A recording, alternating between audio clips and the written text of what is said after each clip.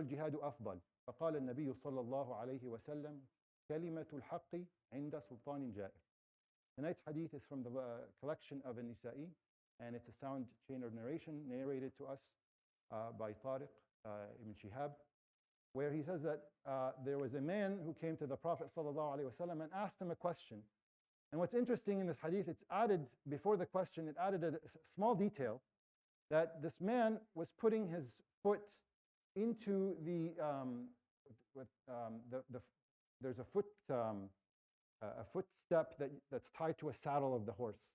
I forget what the name is in English, but he was putting his foot into it while he was asking the Prophet ﷺ, and I'll come back to this in a moment. And he asked him, what is the best form of jihad? What is the best form of struggle, of perseverance?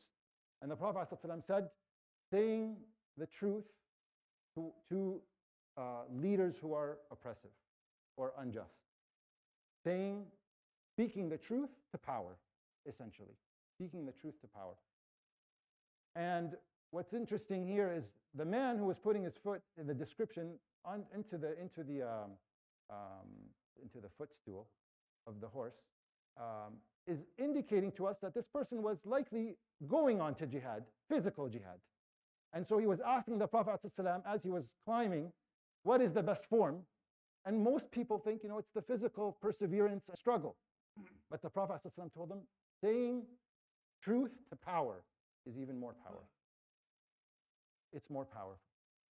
And so what we see today, and why is it more powerful, by the way, before we go into, obviously, Gaza, it's when you go for a physical struggle of perseverance, there may not be an imbalance of power. There may be two sides that have equal or similar powers. But when you are saying truth to power, A, you are at there's no balance of power, you're certainly lower. And B, they're unjust. And so the equation here is not in your favor. Most likely, if not 100% certainty, that this is going to impact somebody in their life, in their career, in their job, whatever it is, speaking truth to power. This is almost a guarantee because the equation is not on your side. What we see in Gaza, and many of us have felt that, I wish I was in Gaza to go and volunteer and help out humanitarian efforts, and I feel like I'm just here and I can't help them. This hadith is teaching us otherwise. This is teaching us that we have an opportunity and an obligation to speak truth to power. We all know that this oppression is spearheaded by power that is equipping the oppressor, that is supporting the oppressor, that is funding the oppressor, that is stacking weapons in the inventory of the oppressor, that is defending the oppressor, that is censoring the oppressor, that is funding propaganda for the oppressor. And all of this is happening where? In this very country and in down south. So that Allah subhanahu wa ta'ala put us here for a reason, not in Gaza, because our struggle, our perseverance is here. And it's significant, and it's not little. And what we see today is our brothers and sisters, our younger brothers and sisters, have put this hadith to practice. Many of them in the US, across many universities, and now in Canada, including Western, are sacrificing their education. They're sacrificing potentially their parents' investment, saving for a child to go to university. Sacrificing that, sacrificing their employment afterwards, sacrificing their career. For what? To say truth to power. This power that we're talking about, it could be in the form of government, media, private companies, military, or institutions that are academic. And our younger brothers and sisters have done that, and they've held their ground. And across the US, it's been over a month, and across the world, in Japan, in Mexico, students are standing up to power because that's what's in their capability. Their power is their education and who governs their education. Our brothers and sisters in Western have been there almost for 2 weeks. And they put everything on the line. And they've given me personally a new understanding of the ayah, يَا أَيُّهَا الَّذِينَ آمَنُوا كُونُوا قَوَّامِينَ بِالْقِسْطِ شُهَدَاءَ لِلَّهِ وَلَوْ عَلَىٰ أَنفُسِكُمْ. O you who believe, be bearers of justice, witnesses to Allah, even if it's against yourself. What they're doing is against themselves.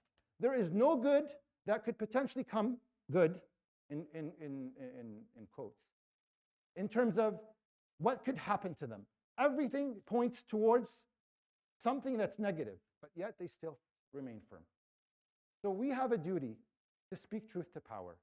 And what I ask myself and everybody, inshallah, is at least we go to campus and spend some time there throughout our day. Try to go for an hour. If you're planning to meet somebody to talk or to hang out with your family, go hang out at Western. Bring the brothers and sisters food. Bring them something to drink. Make your presence felt. This weekend was a long weekend. The numbers were really low, and that brings down morale. And they're sacrificing for us. They are. We need to sacrifice and support them, because all of the risk is they're shouldering. So let's try, inshallah, to take our families, take some time throughout the day to go visit them, spend some time with them. If you can even camp out with them for a night, go for it. But let's support our brothers and sisters, and let's speak truth to power, because this is our duty. Allah subhanahu wa ta'ala put us in this country for a reason. This is not abath. He picked, subhanahu wa ta'ala, the place and the time for us to be alive is here. So you don't look at Gaza and say, I'd love to go help in Gaza, but we have a duty here, and this needs to be fulfilled. So I hope that was beneficial, inshallah ta'ala. May Allah subhanahu wa ta'ala make us bearers of justice and witnesses to Allah subhanahu wa ta'ala, and grant victory to our brothers and sisters. يروي النسائي في سننه بسند صحيح عن طارق ابن شهاب أن رجلا سأل النبي صلى الله عليه وسلم وقد وضع رجله في الغرز أي الجهاد أفضل؟ فقال النبي صلى الله عليه وسلم كلمة الحق عند سلطان جائر. صدق رسول الله صلى الله عليه وسلم. سبحانك اللهم وبحمدك نشهد أن لا